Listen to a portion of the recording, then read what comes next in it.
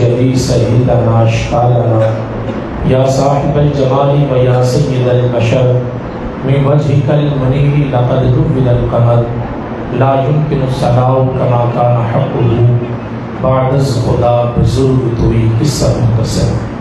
تمام حمد و ثنا تعریف و توصیف اللہ جل مجدہ الکریم کی ذاتی بابرکات کے لیے جو خالق کائنات بھی ہے اور مالک ششتہات بھی۔ تمام درود و سلام حضور نبی اکرم شفیع امم رسول محتشم نبی مکرم احمد مصطفیٰ حضرت محمد مصطفیٰ صلی اللہ علیہ وآلہ وسلم کے حضور ناز اپنی عقیدتوں، ارادتوں، محبتوں اور نیازمندیوں کا خراج پیش کرنے کے بعد واجب الاحترام ذوی الاحتشام برادران اسلام علماء کرام، السلام علیکم ورحمۃ اللہ وبرکاتہ۔ حضور نبی رحمت صلی اللہ علیہ وسلم تشریف فرما تھے۔ آپ کی خدمت میں آپ کی چچی جان حضرت ام فضل رضی اللہ تعالی عنہ آپ حاضر ہوتی ہیں، آ کر عرض کرتی ہیں بندہ نواز میں نے ایک عجیب خواب دیکھا ہے، میں بڑی پریشان ہوں۔ کہا کیا خواب دیکھا؟ کہا حضور میں نے خواب دیکھا ہے کہ آپ کے جسم اطہر کا ایک ٹکڑا آپ سے جدا ہو کر میری جھولی میں آ گرا ہے، جب سے دیکھا ہے بڑی پریشان ہوں۔ حضور علیہ السلام نے ارشاد فرمایا خواب تو عجیب ہے لیکن اس کی تعبیر بڑی خوبصورت ہے۔ کہا اس کی تعبیر یہ ہے کہ اللہ تبارک و تعالی میری بیٹی کو ایک بیٹا عطا فرمائے گا جو میں تجھے گود میں دوں گا، اور فرمایا کہ وہ بیٹا میرے جگر کا ٹکڑا ہوگا۔ چند دن کے بعد حضور علیہ السلام کو حضرت امام حسین رضی اللہ تعالی عنہ آپ کی ولادت کی خبر پہنچی۔ جب آپ وہاں تشریف لے گئے دیکھا کہ حضرت ام فضل پہلے سے وہاں پر موجود ہیں۔ حضور علیہ السلام نے اس بیٹے کو، اس بچے کو اپنے ہاتھوں میں لیا، دائیں کان میں اذان پڑھی، بائیں کان میں اقامت پڑھی، اور پھر خود ان کو تہنیت عطا فرمائی۔ حضور کا انداز یہ ہوتا کہ جب کسی اور کو تہنیت دیتے، گھٹی دینی ہوتی تو یا تو شہد کا استعمال کیا جاتا یا پھر کھجور کو لے کر اس کو نرم کر کے وہ کھجور کے ذریعے گھٹی دی جاتی، لیکن حضرت امام حسین کی قسمت پر نہ قربان جائیں، حضور علیہ السلام نے جب ان کو تہنیت عطا فرمائی تو نہ تو کھجور کا استعمال کیا نہ شہد کا استعمال کیا، بلکہ حضور علیہ السلام نے اپنی زبان مبارک حضرت امام حسین کے منہ میں رکھ دی۔ تو اس طرح حضرت امام حسین کے بطن میں جو سب سے پہلی خوراک گئی ہے وہ حضور کا لعاب دہن گیا۔ اچھا، علماء نے لکھا ہے کہ یہ جو کہا جاتا ہے کہ 3 دن پانی بند ہوا اور پیاس سے وہ شرابور تھے، یہ بات ذہن نشین رہے، یہ ان کا اختیاری عمل تھا۔ انہوں نے پانی کو قبول نہیں کیا، ورنہ پانی کی کیا جرت ہے کہ امام حسین کے پاس نہ آ سکے، اور آپ نے یہ اختیار کیوں کیا؟ اس لیے کہ جس شخص نے حضور علیہ السلام کی زبان کو چوسا ہو، یار اس سے کبھی کوئی پیاس بھی لگ سکتی ہے کیا؟ اس سے پیاس جو ہے وہ اس کو تنگ کرے گی؟ نہیں۔ حضرت امام حسین رضی اللہ تعالی عنہ آپ نے باقاعدہ حضور علیہ السلام کی زبان اطہر کو چوسا ہے۔ حضور علیہ السلام نے پھر حضرت امام حسین کو اپنے ہاتھوں میں لے کر تہنیت عطا فرمائی، اور پھر حضرت ام فضل کی گود میں دیتے ہوئے ارشاد فرمایا کہ یہ تمہاری خواب کی تعبیر ہے، یہ میرے جگر کا ٹکڑا ہے۔ حضور علیہ السلام بڑی محبت فرمایا کرتے حضرت امام حسین سے اور حضرت امام حسن سے۔ حضور علیہ السلام ایک دن ایسے گزر رہے تھے دروازے کے آگے سے کہ حضرت امام حسین کے رونے کی آواز آئی۔ حضور علیہ السلام رک گئے، واپس پلٹے، حضرت سیدۃ النساء سیدہ فاطمہ الزہرا سلام اللہ علیہا آپ کو مخاطب کیا اور کہا کہ میرے حسین کو چپ کرواؤ، اس کا رونا مجھے اذیت دیتا ہے، اس کا رونا مجھے تکلیف دیتا ہے۔ حضرت امام حسین کے ساتھ بڑی محبت تھی، حضرت امام حسن کے ساتھ بڑی محبت تھی، حسنین کریمین کی محبت ہم جب احادیث پڑھتے ہیں تو حیران ہوتے ہیں۔ حضور تشریف فرما ہے، مسجد نبوی کا صحن ہے، صحابہ کرام موجود ہیں، حضور منبر پر تشریف فرما ہے اور حضور علیہ الصلوۃ والسلام واعظ و نصیحت فرما رہے ہیں۔ ظاہر ہے قرآن سنا رہے ہیں یا حدیث سنا رہے ہیں، اس کے علاوہ تو اور کچھ نہیں ہو سکتا۔ دین سکھلا رہے ہیں، قرآن و حدیث سکھا رہے ہیں، اور میرے حضور کا اپنا فرمان ہے، فرمایا خیرکم من تعلم القرآن وعلمہ، تم میں بہترین وہ شخص ہے کہ جو قرآن سیکھتا ہے اور دوسروں کو سکھاتا ہے۔ حضور قرآن سکھا رہے ہیں، حدیث سکھا رہے ہیں، دین کی تعلیم دے رہے ہیں، دین کی تبلیغ کر رہے ہیں، لیکن دیکھا حسنین کریمین آپ صحن کے اندر حضور کی طرف تشریف لا رہے تھے، لال رنگ کا دھاری دھار کرتا پہنا ہے اور ایسے لڑکھڑاتے ہوئے آ رہے ہیں۔ حضور علیہ الصلوۃ والسلام رک گئے، تبلیغ وہاں پر روک دی، منبر سے نیچے تشریف فرما ہوئے، گئے جا کر حسنین کریمین کو اٹھایا، بوسہ دیا، پھر منبر پر تشریف فرما ہوئے اور اپنی رانوں کے اوپر بٹھایا، اور پھر حضور علیہ الصلوۃ والسلام نے تبلیغ کا آغاز کیا۔ یہاں پر میں عرض کرنا چاہوں گا، ویسے کسی کو کہہ دیتے تو کیا صحابہ کرام دوڑ کر کے ان کو پکڑ نہ لیتے؟ صحابہ کرام ان کو محبت نہ دیتے؟ کر سکتے تھے، لیکن حضور علیہ الصلوۃ والسلام نے خود یہ عمل کر کے بتلایا کہ یہ منبر و محراب کی بڑی شان ہے، لیکن حسنین کریمین کی اس سے بھی بڑی شان ہے۔ جو اللہ تبارک و تعالیٰ نے ان کو شانیں اور عظمتیں عطا فرمائی ہیں، یہ منبر و محراب سے بھی بڑی ہیں۔ حضور علیہ الصلوۃ والسلام بڑی محبت فرماتے۔ عصر کا وقت تھا، عصر کی نماز پڑھی، نماز کے بعد حضور علیہ الصلوۃ والسلام باہر تشریف لے گئے، صحابہ کرام بھی آپ کے ساتھ تھے۔ اب میدان کے اندر دیکھا کہ بچے آپس میں کھیل رہے ہیں، نو عمر حضرت امام حسین رضی اللہ تعالی عنہ وہ بھی وہاں پر کھیل رہے تھے۔ حضور علیہ الصلوۃ والسلام نے جب امام حسین کو دیکھا تو رک گئے۔ حضرت امام حسین نے اپنے نانا جان کو رکے ہوئے دیکھا تو ایک خوشی محسوس ہوئی۔ حضور علیہ الصلوۃ والسلام لپکے امام حسین کی طرف، لیکن حضرت امام حسین نے جب دیکھا تو وہ آگے دوڑنے لگے۔ حضور علیہ الصلوۃ والسلام حضرت امام حسین کے پیچھے دوڑنے لگے۔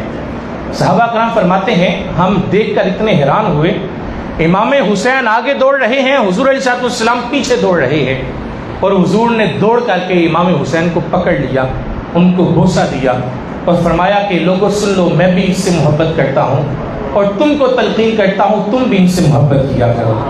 حضور نے ہمیں محبت کی تلقین کی، کہیں ارشاد فرمایا کہ احب اللہ لیغزو نعمہ، تم اللہ سے محبت کرو اس لیے کہ وہ تمہیں نعمتوں سے نوازتا ہے۔ ہمارے پاس اپنا کیا ہے؟ کچھ بھی نہیں ہے۔ یہ جو بت ہے، یہ جو ہماری جسامت ہے، یہ بھی ہماری اپنی نہیں، یہ بھی اس کی دی ہوئی ہے۔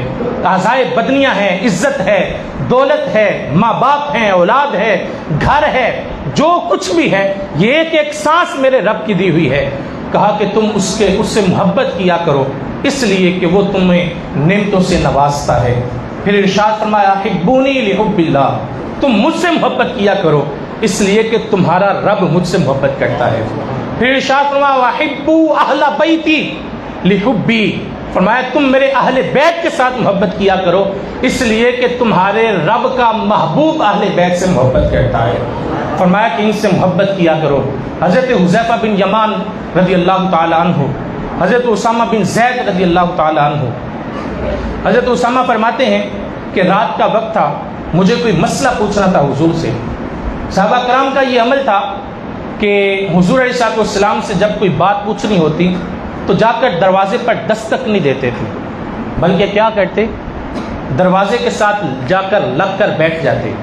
حضور اپنی مرضی سے باہر تشریف لاتے، جو پوچھنا ہوتا وہ پوچھ لیتے، لیکن جب کبھی کوئی ایمرجنسی ماحول ہوتا تو پھر کیا ہوتا؟ دستک دیتے۔ کیسے؟ احادیث کے لفظ ہیں کانت تکرہ ابواب النبی بالاظافر، حضور علیہ الصلوۃ والسلام کے دروازے پر دستک اپنے انگلیوں کے پوروں کے ذریعے سے دیا کرتے۔ اس لیے کہ کہیں دروازے کی آواز کی تیزی کی وجہ سے حضور کی بارگاہ میں گستاخی نہ ہو جائے۔ آج تو لوگ جو ہے وہ حضور علیہ السلام کے بارے میں کیا کچھ زبانیں دراز کرتے ہیں، اور مذہبی لبادہ پہن کر اتنی لمبی لمبی زبانیں ہیں ان کی۔ حضور علیہ السلام کے صحابہ کا عمل دیکھیں، وہ تو دروازے پر دستک دیتے ہوئے بھی اس بات کا خیال رکھتے کہ کہیں دروازے کی دستک کی سختی کی وجہ سے حضور علیہ السلام کی بارگاہ میں گستاخی نہ ہو جائے۔ حضرت اسامہ فرماتے ہیں میں نے جا کر دستک دی، حضور باہر تشریف لائے، حضور علیہ السلام کے اوپر ایک کمبل آپ نے اوڑھا ہوا تھا۔ فرماتے ہیں میں نے کچھ پوچھا، حضور علیہ السلام نے کچھ بتایا۔ اب میں نے دوران گفتگو یہ محسوس کیا کہ کمبل کے اندر سے کسی چیز کے ہلنے کا احساس ہو رہا ہے۔ فرماتے ہیں جب گفتگو مکمل ہوئی مجھ سے رہا نہ گیا، میں نے ان سے پوچھ لیا، کہا کہ حضور یہ مجھے کسی چیز کے ہلنے کا احساس ہو رہا ہے، تو یہ کیا ہے؟ حضور علیہ السلام نے جواب دینے کی بجائے فکشف رداءہ، حضور نے اپنے کمبل کو، اپنی چادر کو کھول دیا۔ آپ فرماتے ہیں میں نے کیا دیکھا؟ فَإِذَا الْحَسَنُ وَالْحُسَيْنُ عَلَىٰ وَرِقَيْهِ، ایک پہلو کے ساتھ امام حسن لپٹے ہوئے تھے، دوسرے پہلو کے ساتھ حسن لپٹے ہوئے تھے۔ حسن اور حسین دونوں پہلوؤں کے ساتھ لپٹے ہوئے ہیں۔ حضور علیہ السلام نے ہاتھوں کو بلند کیا، رب کی بارگاہ میں عرض کیا الہی یہ میرے بیٹے ہیں، یہ میری بیٹی کے بیٹے ہیں، میں ان سے پیار کرتا ہوں، تو بھی ان سے پیار کر، اور جو ان سے پیار کرے الہی تو اس سے بھی محبت فرما۔ ہمیں راستہ دیا، اگر تم اللہ کی محبت چاہتے ہو تو پھر میرے اہل بیت سے محبت کیا کرو، میرے حسنین کریمین کی محبت تمہارے دل کے اندر گامزن ہونی چاہیے۔ حضور علیہ السلام نے ہمیں اس کی تلقین کی ہے، بلکہ حضور علیہ السلام نے ارشاد فرمایا انا تارک فیکم ثقلین، میں تمہارے درمیان دو بھاری چیزیں چھوڑے جا رہا ہوں، کتاب اللہ و عطرتی، فرمایا ایک اللہ کی کتاب قرآن مجید ہے اور دوسرے میرے اہل بیت ہیں۔ میرے استاذ گرامی پیرزادہ محمد رضا ساقی مصطفی زیر مجدہ، آپ کے لبوں سے میں نے یہ جملہ سنا، فرماتے ہیں کہ اس حدیث سے پتہ چلتا ہے کہ اللہ تبارک و تعالیٰ نے جتنا وزن قرآن میں رکھا ہے اتنا ہی وزن اہل بیت میں رکھا ہے۔ کبھی ایسے نہیں ہوتا ایک طرف 5 کلو ہو اور دوسری طرف 50 کلو ہو اور انسان کہے کہ یہ دو بھاری چیزیں ہیں، ایک بھاری ہوگی ایک کم بھاری ہوگی۔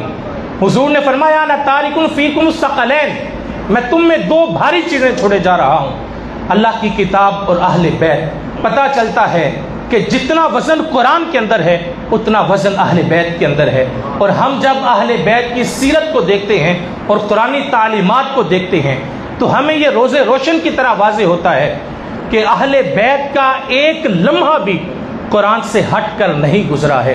آپ کی زندگی کا ایک ایک لمحہ قرآن مجید کے مطابق ہے، بلکہ علماء فرماتے ہیں کہ قرآن مجید تھیوری ہے اور اہل بیت پریکٹیکل ہیں۔ اگر کسی شخص نے تھیوری دیکھنی ہو تو وہ قرآن پڑھ کر دیکھ لے، اور کسی نے پریکٹیکل دیکھنا ہو تو وہ اہل بیت کی سیرت کو دیکھ لے۔ سیرت کے پہلوؤں کو ہم جب دیکھتے ہیں تو ہم حیران ہوتے ہیں۔ حضور علیہ السلام آپ پر اترنے والے قرآن نے کہا وَيُطْعِمُونَ الطَّعَامَ عَلَىٰ حُبِّهِ مِسْكِينًا وَيَتِيمًا وَأَسِيرًا، جب ہم اہل بیت کی زندگی کو دیکھتے ہیں تو ہمیں ملتا ہے حسنین کریمین ایک مرتبہ بیمار ہوئے، حضرت سیدۃ النساء سیدہ فاطمہ الزہرا سلام اللہ علیہا، آپ نے یہ نظر مانی کہ میرے حسنین کریمین جب تندرست ہو جائیں گے تو میں اللہ کی رضا کے لیے 3 دن روزے رکھوں گی۔ یہاں پر عرض کرنا چاہوں گا، نظر ماننا یہ ناجائز عمل نہیں ہے، نظر ماننا جائز ہے، لیکن جائز نظر ماننا جائز ہے، ناجائز نظر ماننا جائز نہیں ہے۔ ہمارے ہاں کیا ہوتا ہے، میرا بیٹا ہوگا تو میں 7 سال مانگ کر کھلاؤں گا، یہ کیسی نظر ہے؟ اللہ تعالیٰ نے تو مانگنے سے ویسے ہی منع فرمایا، بلکہ میرے حضور نے ارشاد فرمایا جو شخص سوال کا دروازہ کھول دیتا ہے اللہ تبارک و تعالیٰ اس شخص کے لیے محتاجی کا دروازہ کھول دیتا ہے، کبھی اس کی کمی پوری نہیں ہوتی جو شخص سوال کرنے لگ جاتا ہے۔ قرآن نے، حدیث نے، حضور نے مانگنے سے منع فرمایا ہے، تو یہ شخص وہ نظر مان رہا ہے۔ اور پھر اگر ہم بہت شعور والے ہیں تو ہم نظر مانتے ہیں کہ اگر میرا فلاں کام ہو جائے تو میں اتنی دیگیں لوگوں میں تقسیم کروں گا، میں اس کا انکار نہیں کرتا، لیکن ذرا سیدۃ النساء سیدہ فاطمہ الزہرا کا عمل تو دیکھیں۔ آپ عمل کی طرف آئے ہیں، خیرات اپنی جگہ ہے، لیکن عمل کرنے کی کوشش کریں۔ اگر آپ نظر ماننا چاہتے ہیں روزوں کی نظر مانیں، آپ نظر ماننا چاہتے ہیں نوافل کی نظر مانیں، آپ نظر ماننا چاہتے ہیں قرآن مجید مکمل پڑھنے کی نظر مانیں، آپ نظر ماننا چاہتے ہیں روزانہ ایک رکوع ترجمے کے ساتھ سیکھنے کی نظر مانیں، آپ اگر نظر ماننا چاہتے ہیں تو 5 وقت نماز کے علاوہ نماز تہجد کی نظر مانیں۔ ہم نظر مانیں، عمل کی نظر مانیں۔ حضرت سیدۃ النساء آپ نے نظر مانی کہ الہی میرے حسنین کریمین تندرست ہو جائیں گے تو میں تیری رضا کے لیے 3 دن روزے رکھوں گی۔ اللہ تبارک و تعالیٰ نے حسنین کریمین کو تندرستی عطا فرمائی۔ آپ نے ارشاد فرمایا کہ میں کل سے روزے رکھوں گی۔ حضرت علی مرتضیٰ کرم اللہ وجہہ الکریم آپ نے جب یہ سنا تو کہا کہ کل سے میں بھی روزے رکھوں گا۔ حسنین کریمین نے جب سنا تو کہا کہ کل سے ہم بھی روزے رکھیں گے۔ آپ کی ایک کنیز تھی حضرت فضہ، انہوں نے سنا، کہا میں بھی روزے رکھوں گی۔ یہاں پر عرض کرنا چاہوں گا، اگر ہم کسی کی کاپی کرنا چاہیں یا کسی سے آگے بڑھنا چاہیں تو ہم دنیاوی معاملے میں آگے بڑھنے کی کوشش کرتے ہیں، جبکہ ہمیں حکم ہے فاستبقوا الخیرات۔ تم اگر آگے بڑھنا چاہتے ہو تو نیکیوں میں آگے بڑھو۔ اگر وہ شخص 5 نمازیں پڑھتا ہے، میں تہجد کو بھی ترک نہیں ہونے دوں گا۔ یہ آپ جو ہے وہ فاستبقوا الخیرات کا جذبہ لے کر آئیں۔ ہم کیا ہے دنیاوی معاملے میں ہم آگے بڑھنے کی کوشش کرتے ہیں، اس کا فلاں کاروبار ہے، میرا اس سے زیادہ کاروبار ہونا چاہیے، اس کی فلاں گاڑی ہے، میری فلاں ہونی چاہیے، اس کا اتنا بڑا بنگلہ ہے، میرا اتنا بڑا ہونا چاہیے، جبکہ ہمیں اس کی تلقین نہیں۔ حضور نے کیا فرمایا؟ حضور نے فرمایا کہ جب تم دنیا کے معاملے میں دیکھو تو اپنے سے نیچے کی طرف دیکھو، اور جب دین کے معاملے میں دیکھو تو اپنے سے اوپر کی طرف دیکھو۔ جب دنیا کے معاملے میں ہم دیکھیں تو اپنے سے نیچے کی طرف دیکھیں۔ اگر آپ کو اللہ تبارک و تعالیٰ نے ایک اپنا مکان عطا کیا ہے تو آپ اس شخص کو دیکھیں نا کہ جس کے پاس وہ بھی میسر نہیں ہے، وہ کرائے پر جو ہے وہ کتنی مشکلات کا سامنا کر رہا ہے، وقت پر کھانا ملے نہ ملے وقت پر کرایہ دینا لازمی ہوتا ہے۔ اور اگر آپ وہاں کھڑے ہیں تو آپ ان لوگوں کو دیکھیں نا کہ جن کو سر چھپانے کے لیے چھت بھی میسر نہیں ہے، وہ سڑکوں کے اوپر اور فٹ پاتھ کے اوپر اپنی زندگیاں بسر کر رہے ہیں۔ آپ دنیا کے معاملے میں نیچے کی طرف دیکھیں۔ حضرت شیخ سعدی شیرازی رحمۃ اللہ تعالیٰ علیہ دمشق کی جامعہ مسجد میں نماز ادا کی، جب باہر نکلے دیکھا تو وہاں پر جوتا نہیں تھا، جوتا معدوم پایا، ادھر ادھر دیکھا، سمجھ گئے کسی کی ضرورت تھی، وہ لے گیا۔ اب برہنہ پا وہاں سے نکلتے ہیں، جب باہر برہنہ پا ننگے پاؤں جا رہے ہیں تو دل کے اندر خیال آیا، اے سعدی تو اتنا بڑا شیخ ہے اور پہننے کے لیے اس وقت تمہارے پاس جوتے بھی نہیں ہیں، لوگ کیا کہیں گے؟ جب یہ خیال آیا تو ان کی نظر ایک ایسے شخص پر پڑی کہ جس کے پاؤں بھی سلامت نہیں تھے۔ جب اس کو دیکھا تو فوراً رب کا شکر ادا کیا، الہی جوتے نہیں تو نہ صحیح، پاؤں تو سلامت رکھے ہیں نا۔ تو جب دنیا کے معاملے میں نیچے کی طرف دیکھیں گے تو ہم اللہ کا شکر ادا کریں گے، پھر شکوے کی زبان دراز نہیں ہوگی۔ دین کے معاملے میں آپ اوپر کی طرف دیکھیں، آپ کو جذبہ ملے گا۔ اگر میں روزانہ قرآن پڑھتا ہوں تو آپ اس شخص کی طرف دیکھیں کہ جو روزانہ قرآن مجید ترجمے کے ساتھ نہ صرف پڑھتا ہے پڑھاتا بھی ہے۔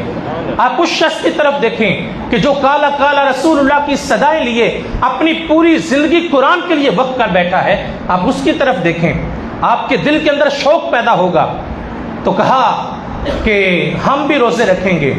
اب تمام نے 5 لوگوں نے اب یہ نیت کر لی ہم روزے رکھیں گے۔ حضرت علی مرتضیٰ کرم اللہ وجہہ الکریم آپ فرماتے ہیں کہ عصر کا وقت تھا، بازار گیا، وہاں سے جو خریدے ان کو پیسا، آٹا بنایا، اس کا کھانا بنایا۔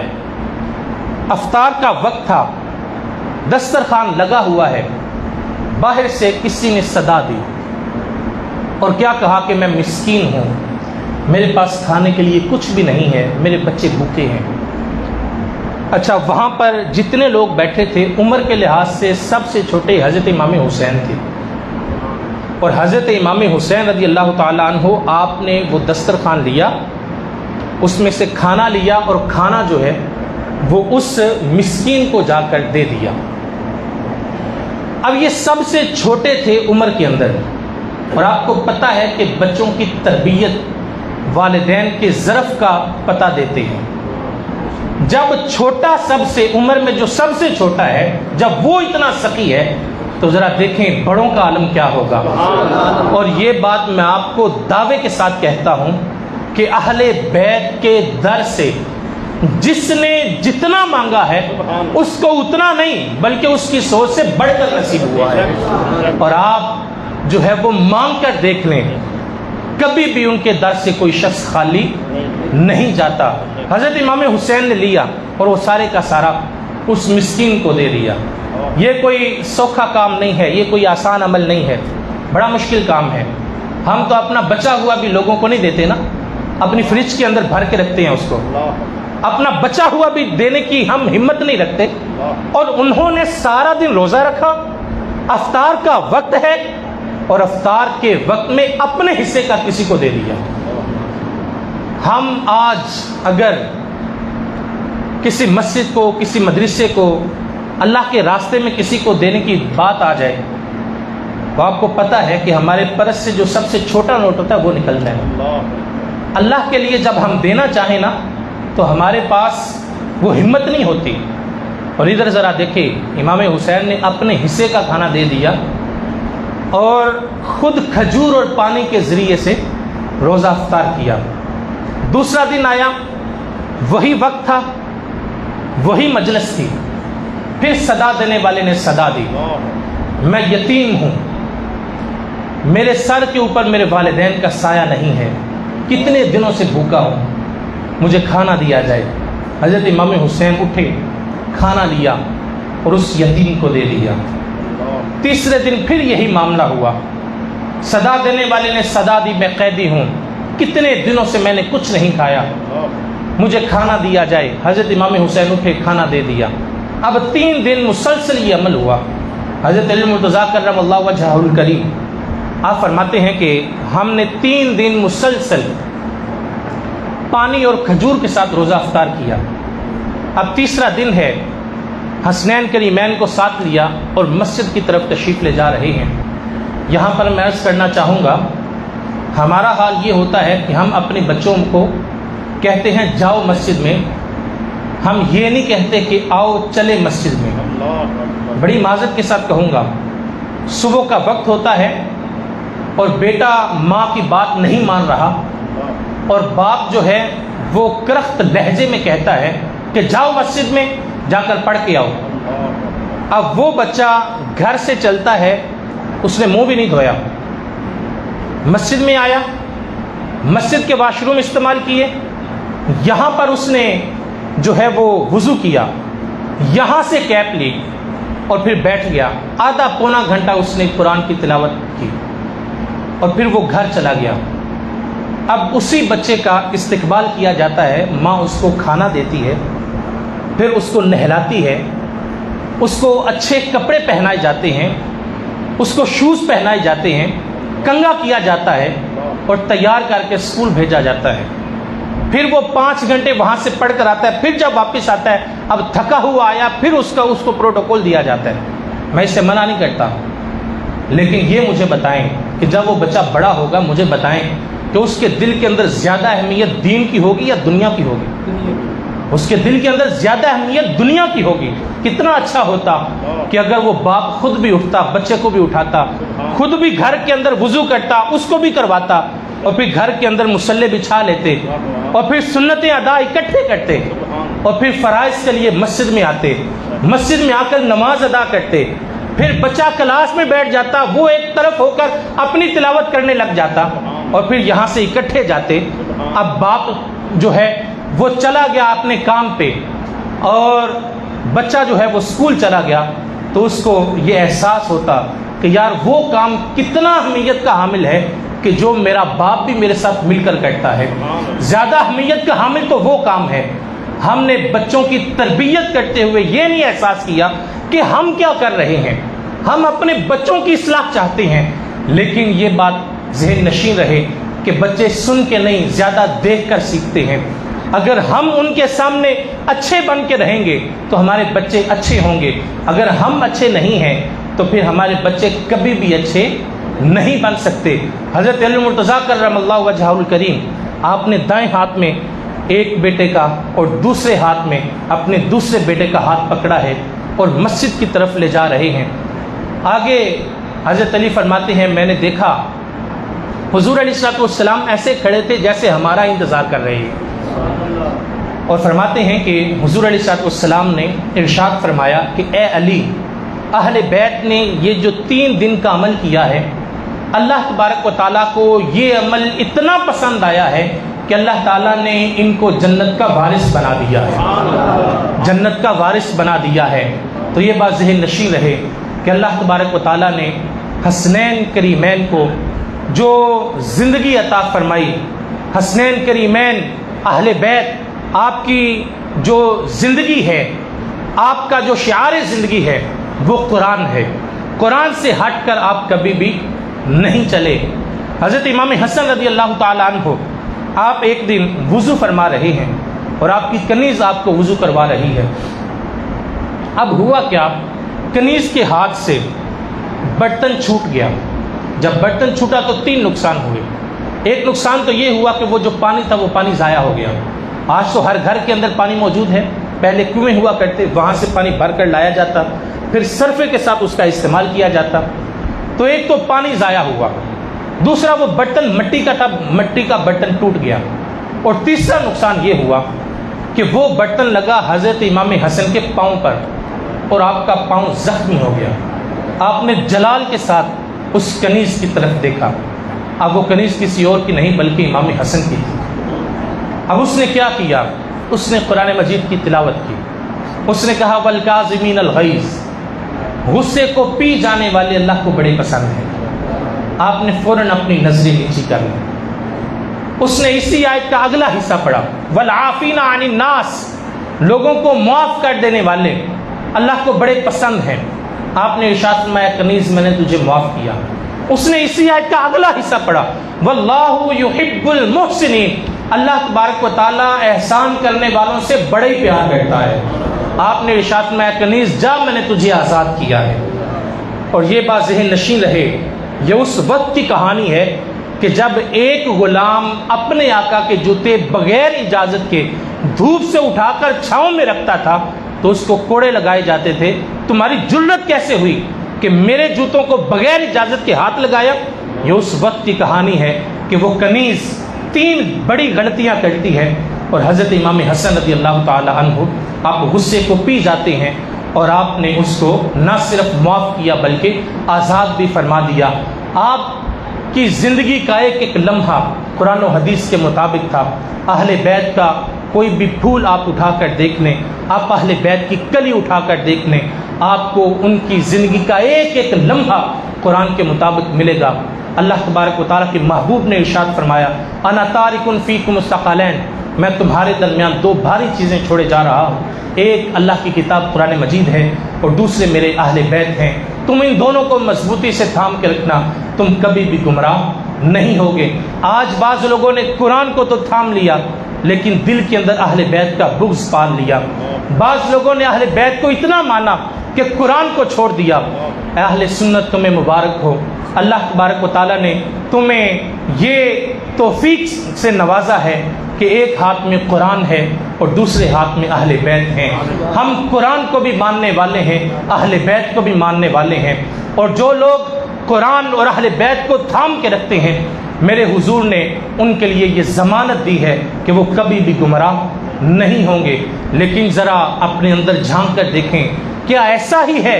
ہم صرف زبان کی حد تک تو نہیں یہ دعویٰ کرتے کہ ہم نے دونوں کو تھام کے رکھا ہے، کہیں یہ صرف زبان کی حد تک تو نہیں ہے، ہمارا کردار کہیں اس کے برعکس تو نہیں ہے؟ اگر ہمارا کردار اس کے برعکس ہے تو پھر یہ حرف حرف منافقت ہوگی۔ اہل بیت کی زندگی کو دیکھیں، حضرت زینب سلام اللہ علیہا یہ وہ شخصیت ہیں کہ جنہوں نے کربل کا سارا منظر اپنی آنکھوں کے سامنے دیکھا ہے۔ حضرت امام حسین رضی اللہ تعالیٰ عنہ، آپ کو جب ولید بن عتبہ جو گورنر مدینہ تھا اس کی طرف سے جب پیغام موصول ہوا کہ رات کے اندھیرے میں یہ پیغام ملا کہ میرے پاس آئیں اور مجھ سے جو ہے وہ ملاقات کریں۔ اس وقت بھی جو سب سے پہلا مشورہ تھا حضرت امام حسین رضی اللہ تعالیٰ عنہ آپ نے حضرت زینب سلام اللہ علیہا کے ساتھ کیا تھا، اور کربل میں ساتھ ساتھ رہے، اور کربل کا سارا منظر اپنی آنکھوں کے سامنے دیکھا۔ کربل سے پھر کوفہ، کوفہ سے پھر مدینہ، مکمل اپنی آنکھوں کے سامنے دیکھا۔ وہ سارے جو ہیں وہ منظر ان کی آنکھوں کے سامنے تھے۔ یہ کوئی آسان کام نہیں ہوتا، اپنے بھائیوں کو، اپنے بھتیجوں کو، اپنے بھانجوں کو، اپنے بیٹوں کو اپنی آنکھوں کے سامنے کٹتے ہوئے دیکھنا، اپنا خانوادہ جو ہے وہ سارے کا سارا لٹتے ہوئے دیکھنا، یہ کوئی سوکھا کام نہیں ہے۔ لیکن جب واپس مدینہ تشریف لائیں تو حضرت زینب کی ہم جولیاں آپ کو ملنے آئیں، تو انہوں نے جو سوال کیا، کہا کہ ہمیں بتلائیں کہ سب سے کٹھن اور مشکل وقت آپ کے لیے کون سا تھا۔ سارا منظر اپنی آنکھوں کے سامنے دیکھا، عباس کے قلم ہوتے ہوئے بازو دیکھے، 6 ماہ کے علی اصغر کے حلق میں پیوست ہوتا ہوا تیر دیکھا، اپنی آنکھوں کے سامنے انہوں محمد کے تڑپتے ہوئے لاشوں کو دیکھا، امام حسین رضی اللہ تعالیٰ عنہ آپ کے جسم نازنی پر 33 زخم تلواروں کے، 34 گھاؤ نیزوں کے، اور جو تیر پیوست تھے 113 تھے۔ ایک جسم کے اندر اتنے زخم اور سارے کے سارے گہرے، سارے اپنی آنکھوں کے سامنے دیکھے۔ امام حسین کا سر ان خبیثوں نے اپنے نیزے کو اوپر چڑھا کر لہرایا، حضرت زینب نے اپنی آنکھوں کے سامنے دیکھا، یہ سارا منظر اپنی آنکھوں کے سامنے دیکھا۔ لیکن جب سوال کرنے والوں نے سوال کیا سب سے کٹھن وقت کون سا تھا، تو آپ کا جواب سنیے۔ یہ جواب آپ اپنے دل کی تختیوں کے اوپر لکھ کر جائیے گا اور کبھی بھی اس کو بھولنے نہ دیجیے گا۔ حضرت زینب نے نہ صرف جواب دیا بلکہ امت کو پیغام دیا، اور یہ پیغام آج کی مجلس میں آپ لے کر کے جائیے گا، آگے بھی جا کر سنائیے گا۔ حضرت زینب نے جو جواب دیا وہ سنیے۔ فرمایا کہ سارا منظر میں نے اپنی آنکھوں کے سامنے دیکھا ہے، لیکن سب سے مشکل اور کٹھن وقت وہ تھا ہم پر کہ جب ہمارے خیموں کو آگ لگی ہوئی تھی اور جگہ نہ ہونے کی وجہ سے ہماری نماز مغرب قضا ہو رہی تھی۔ صاحب آج ہم دیکھیں کہ ہم نے نماز کو کتنی اہمیت دی۔ وہ اہل بیت جنہوں نے ڈائریکٹ حضور علیہ السلام سے تربیت پائی، وہ تو نماز کو اتنی اہمیت دیں، اور ہم 10 محرم کے دن بھی 5 نمازیں مکمل نہ پڑھیں، تو بتائیں پھر ہم حرف حرف منافقت نہیں کر رہے؟ جبکہ حضور علیہ السلام کا ایک اور فرمان سنیے۔ میرے حضور نے ارشاد فرمایا کل قیامت کا دن ہوگا، مختلف صفیں ہوں گی، کہیں پر انبیاء کی صف ہے، کہیں پر اصفیاء کی ہے، کہیں پر حجاج کی ہے، کہیں پر کفار کی ہے، کہیں پر حضور علیہ السلام کے نہ ماننے والوں کی ہے، کہیں پر آپ کے گستاخوں کی ہے، کہیں پر آپ پر جو ہے وہ ظلم و ستم کرنے والوں کی ہے، دشمنوں کی ہے۔ میرے حضور نے فرمایا کہ جو شخص جان بوجھ کر نماز چھوڑنے والا ہوتا ہے وہ کل قیامت کے دن میرے دشمنوں کی صف میں کھڑا ہوگا۔ ذرا اپنے اندر جھانک کر دیکھیں کہ ہم کہاں کھڑے ہیں۔ اگر ہم نماز کے وقت اپنا ہر کام چھوڑ کر نماز کے لیے حاضر ہوتے ہیں تو ہمیں مبارک ہو۔ پھر ہماری یہ مجالس، یہ مستحب اعمال یہ ہمارے لیے نور افزا ہوں گے، یہ ہماری روحوں کو فائدہ دیں گے۔ اور اگر ہم فرائض کو تو چھوڑتے رہیں اور مستحبات میں عمل کرتے رہیں تو پھر بتائیں ان مستحبات کا نور ہماری روحوں کو کیسے نصیب ہوگا؟ فرائض اور واجبات کو اتنی اہمیت دینا جتنی اہمیت اللہ اور اس کے رسول نے دی ہے، جتنی اہمیت اہل بیت نے دی ہے۔ آج ہم دیکھیں کہ ہم کہاں کھڑے ہیں۔ ہم نماز کو چھوڑ دیں، ہم جو ہے وہ قرآن و حدیث کی تعلیمات کو ترک کر دیں، ہم اہل بیت کی سیرت کو پڑھنا چھوڑ دیں، سیرت پر عمل کرنا چھوڑ دیں، اور پھر کہیں کہ ہم ان کے ماننے والے ہیں، تو پھر بتائیں کہ ہم کل قیامت کے دن ان کے ماننے والوں کی صف میں کیسے کھڑے ہو جائیں گے؟ اچھا، حضرت امام حسین رضی اللہ تعالیٰ عنہ آپ نے یزید کے ہاتھ میں ہاتھ کیوں نہیں دیا؟ اس لیے کہ وہ شرابی تھا، اس لیے کہ وہ زانی تھا، اس لیے کہ وہ محرم کو نامحرم کو محرم قرار دیتا، محرم کو نامحرم، اس لیے کہ وہ اسلام کی بنیادی چیزوں پر عمل کرنے والا نہیں تھا۔ اور آج ہم شراب بھی پئیں، شیشہ اور دیگر جو نشہ آور چیزیں ہیں وہ لینا ہمارا معمول ہو، اور پھر ہم حضرت امام حسین کا نام لیں، تو بتائیں جس حسین نے اس دنیا میں رہ کر سر تو دے دیا لیکن ہاتھ نہیں دیا، وہ کل قیامت کے دن ہمارا ہاتھ کیسے تھامیں گے؟ وہ کل قیامت کے دن ہمیں کیسے قبول کریں گے؟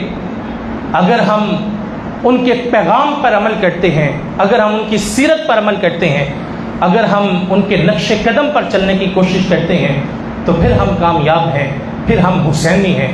لیکن اگر ایسا نہیں ہے تو پھر یاد رہے ہم نعرے جتنے مرضی لگا لیں، ہم جو مرضی کر لیں، ہم 10 دن رو رو کے گزار لیں، ہم جو مرضی کرتے رہیں، ہم کبھی بھی کامیاب اور سرفروغ نہیں ہو سکیں گے۔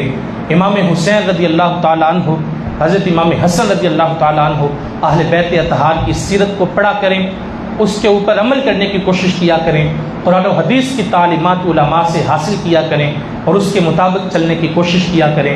دین پر چلنا کوئی مشکل نہیں ہے، یہ صرف شیطان کی طرف سے ایک چلایا ہوا جملہ ہے۔ دین پر چلنا بڑا مشکل ہے، دین پر چلنا بہت آسان ہے۔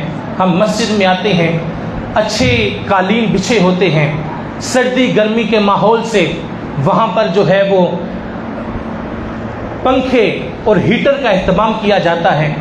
ہم جب مسجد سے باہر نکلتے ہیں لوگ ہمیں جھک جھک کر سلام کرتے ہیں، ہماری عزت و تکریم کی جاتی ہے، اور پھر بھی ہم کہیں کہ دین پر چلنا بڑا مشکل ہے، تو پھر بتائیں یہ جملہ حضرت بلال نے تو کبھی نہیں کہا تھا، یہ جملہ کبھی حضرت خباب نے تو نہیں کہا تھا، کبھی یہ جملہ حضرت ابوبکر صدیق نے تو نہیں کہا تھا، کبھی یہ جملہ کسی اور صحابی نے نہیں کہا، جنہوں نے پتھر کھائے ہیں انہوں نے کبھی نہیں کہا، اور آج ہم پر پھول برسائے جائیں پھر بھی ہم کہیں کہ دین پر چلنا بڑا مشکل ہے۔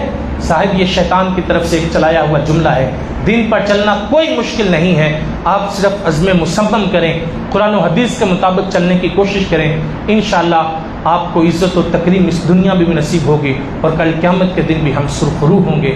یقیناً اللہ تبارک و تعالیٰ کے توفیق سے ادارات المصطفیٰ کی طرف سے آپ کو یہی پیغام دیا جا رہا ہے۔ آپ پیغام حسین لے کر اپنے گھروں کو جائیں، اپنے خاندانوں کو، اپنی گلی والوں کو، اپنے گاؤں والوں کو، اپنے دوست احباب کو یہ پیغام دیں، کبھی بھی نماز کو ترک نہ ہونے دیں، کبھی بھی جو ہے وہ دین اور اسلام کے برعکس چلنے کی کوشش نہ کریں، انشاءاللہ ہم کامیاب اور سرخرو ہوں گے۔ اللہ تعالیٰ سے دعا ہے کہ اللہ تعالیٰ ہم سب کو قابل عمل باتوں پر عمل کی توفیق عطا فرمائے، حضور نبی رحمت صلی اللہ علیہ وآلہ وسلم کے دین پر، اہل بیت کے نقش قدم پر چلنے کی ہمت عطا فرمائے۔ وما توفیقی الا باللہ۔